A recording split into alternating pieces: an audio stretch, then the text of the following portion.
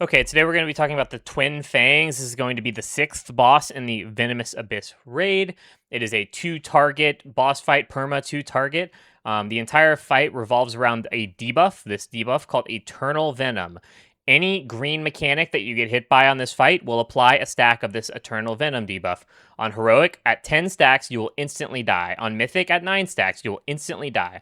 So this fight, it is very important on this fight to be aware of all of the mechanics that are occurring and be very vigilant in dodging and preventing as many stacks of these as this Eternal Venom as possible. So let's get right into the fight. We're going to be looking at some heroic testing just to get a better visual understanding of the fight. Some things you're going to see here aren't actually going to be in the live fight, and I won't mention them, so just ignore them. The very first mechanic you're going to see is called Caustic Deluge. It is a channel onto the primary tank of the left boss. As soon as he starts channeling, he's going to spawn these green swirls on the ground. These swirls will apply a stack of Eternal Venom to you if you touch them. Do not get hit by these swirls. They also spawn a orb. This orb needs to be soaked.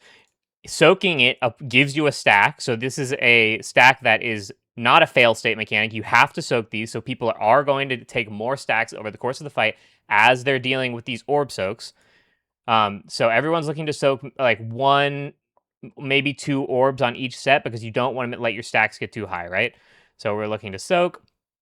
On Mythic, one of the big changes with this mechanic is the right boss will also do a channel on the primary tank. This channel gives every single orb that spawns a blood shield. You can see that here. As the orbs are spawning, they have this barbed bulwark on them. This has to be removed with some form of CC. Displacement CC was not working on the PTR, so like any kind of knock was not working, but anything else was. So make sure you are aware of what CC you have available with your given comp and assign CC accordingly. You want to make sure you have enough CC to handle every single one of these sets, so don't oversend on like the first set, because then you won't have any for the next set, right? So that's the heroic mechanic that ties into this orb mechanic. The main tank mechanic of this fight is called Stonebreaker. The way this works is the left boss will spawn 3 soaks on the ground in a random order. They will always be in a straight line. You can see the first one spawns here, second one there, and then the third one in the middle. This order is random every time, but you can see that they're in a straight line. Tanks need to be keeping their eyes out for these soaks.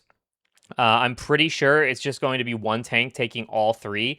This could change, but it gives you like a 1.5 minute debuff when you soak, so you are going to want to make sure that falls off before you do another set.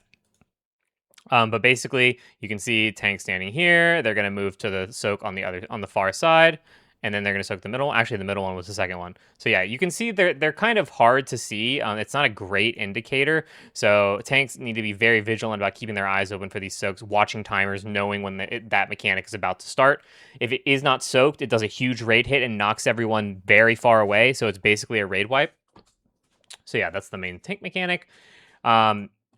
There will be a cast called Spawn of Vexhool. This happens basically right after the tank mechanic. It causes 3 adds to spawn in the middle of the room. You can see they're spawning in the back here. These will target a random player with a line AoE. This line will apply Eternal Venom to anyone hit, including the targeted player. So basically the best way to handle this is just going to be fan out a little bit and plant and let people dodge around you. They're going to keep chaining out this cast. It's not just going to happen once, so we have to kill these adds so we minimize the amount of Eternal Venom stacks going on the raid here. So we're really prioing killing these adds as fast as possible. The mythic change with this mechanic is called Broodlings of Ithrax. Basically, Ithrax, which is the right boss, also spawns a set of adds. These spawn on the edges of the room. And these are kick adds, and you can see them spawning right now. There's one. They basically sequentially spawn randomly. If you kick them, they go away, and they just keep popping up until the mechanic is done. So it is a lot of kicks. It's a 2.5 second cast. If the cast goes off, we wipe. So there's probably going to be some technology around this, some assignments that isn't really known to us now. Maybe something to do with NSRT, maybe another weak aura that we have to install. But this is as it stands, a very hard mechanic. Even on testing, Consequence brought 4 prop paladins to Divine Toll just so they could see further into the fight on PTR. But yeah, this is probably going to be the hardest addition to the fight on Mythic, is dealing with his kick ads, finding a solution, and handling it appropriately. Because if you miss a single kick, probably an instant wipe. So let's move on to the next mechanic. Basically, right after this set of ads dies, the boss will spawn Coiling Ickers on 6 players. At least it was 6 on Heroic. These are pulsing AoEs that radiate damage to anyone inside the circle. You want to make sure your raid leader is pre-calling spread for this mechanic so that everyone's not stacked up and just radiating a crap ton of extra damage for no reason. You're spreading out, these are getting applied, and then you're taking them to the wall.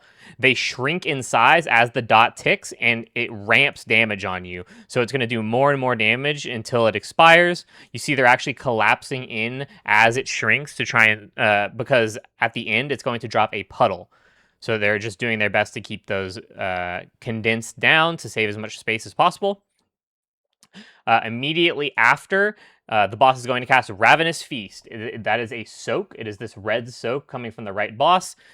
This soak will remove a stack of Eternal Venom. So it is very important that you take a soak during this cast. You can only take 1. It puts an 800% increased damage taken on you if you try and go in and take another, and it also will not remove another stack. So you can only remove a maximum of 1 stack during this cast.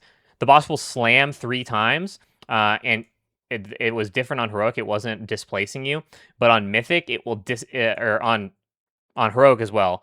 On any difficulty, it seems from the most recent testing, it will actually displace you, and knock you back. So you don't have to like move out. It'll just knock you out after each cast. We're gonna have 3 groups assigned to do the soaking, one after the other, and we're gonna make sure everyone gets 1 stack removed during this mechanic. Something to mention about this is it's very important that everyone has a stack to be removed, so we're maximizing the amount of stacks being removed from the raid. We want all 20 players to have at least 1 stack when this mechanic happens.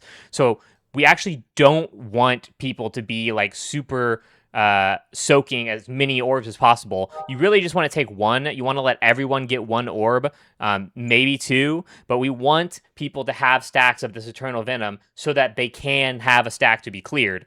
That is very important, because it means we'll have longer in the fight before people start falling over to this Eternal Venom. On Mythic, every time this knock happened, it would spawn something called a Tainted Blood Soak. You can see that here. It is just a circle on the ground, and it intercepts incoming healing. So basically, instead of it like sucking your health or something like that, it actually is going to intercept any incoming healing that you take while you're standing in the soak, and that's how you get rid of it. You have 8 seconds to get rid of it before it explodes and wipes the raid. They were spawning in a set pattern on PTR. This might change, but it was basically back right, back left, and middle. So you would assign whatever group is soaking the first soak is going to get knocked back right. Whichever soak is soaking the left soak, you're going to get knocked back left. Whichever group is soaking the third soak is going to go into the middle. It's really good to have anyone who can cancel the knock in the third soak so they can instantly be back in the middle. A lot of melee classes, especially because they're going to be hitting the boss while standing in that middle soak. You don't want melee out here in Narnia, not able to hit the boss, right? So that's something to think about when you're assigning your groups for this mechanic. You also want to try and put 1 healer in each group so that healer can focus on healing your group, and that's how you're going to get rid of this soak, so that it's easy to identify which healer is healing who to get rid of these soaks. That's basically the entire main mechanic set for this phase. The only remaining mechanic is called Stir the Depths. The left boss will periodically start pulsing AoE and summon these waves that come in from behind the raid. And they spawn in kind of a staggered diagonal pattern. They start from the left and they come in one at a time, starting from the edge, moving towards the middle. You'll also sometimes get a wave like this one that comes from the very middle puddle. that's separate from these diags. But getting hit by one of these waves will give you a stack, and riding the wave will give you lots of stacks. So this is extremely important to dodge. You have to be very vigilant. Sorry, about dodging these waves. Even getting hit one time could mean your death later down the line, right? So we really want to make sure we're dodging these. Even if it means losing a little bit of uptime, losing a little bit of damage. This also makes the tank soaks a lot harder, because if there's a tank soak happening during these waves, a wave could literally go right over one of the tank soaks, and you have to barely be on the edge so as not to get by the wave and still be able to take the tank soak. So it's a lot to think about while that mechanic is going on. Okay, the last thing that we have to talk about is the intermission. After about 1 minute 30 seconds, the bosses will dive down, and one of the bosses will appear in the middle. It is the left boss. He will immediately start channeling a beam. You'll actually be able to see a ring around him, which is very nice. This is not something they've done in the past. This spinning ring of orbs is actually indicating the direction that the beam is going to rotate. So as soon as you see this, you're stepping the opposite direction of the rotation. So you're basically sidestepping the beam. Since the orbs are rotating clockwise here, everyone's stepping to the right. The beam's going to go, and then we're just going to follow the beam. We're going to follow the beam to wherever the second boss re-emerged, which is actually right here. And then we can just stay here, and the fight repeats from there. As you can see, there's a lot of ground AoEs going on during this. Getting hit by this red stuff doesn't give you a stack of Eternal Venom, but it does a lot of damage. We don't want to get hit by these, but it's not like the end of the world if you accidentally take a swirl from this blood, because it's not going to give you a stack. And after that, the fight basically repeats.